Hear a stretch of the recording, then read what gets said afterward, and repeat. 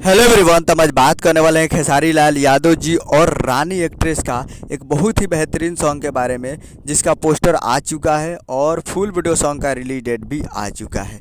और इस गाने को लिखे हैं विशाल भारती जी और इसमें म्यूजिक दिए हैं आर्या शर्मा जी और इसे गाए हैं खेसारी लाल यादव जी, जो कि आपको स्क्रीन कवर दिखाई दे रहा है, जिस सॉन्ग का टाइटल रखा है बौराह पिया। और इसका बहुत ही पहले इसका ऑडियो सॉन्ग रिलीज़ किया गया था और फुल वीडियो सॉन्ग का रिलीज डेट आ चुका है। तो और वीडियो में है खेसारी लाल यादव जी और रानी एक्ट्रेस जी, फिट में है रानी एक्ट्रेस जी।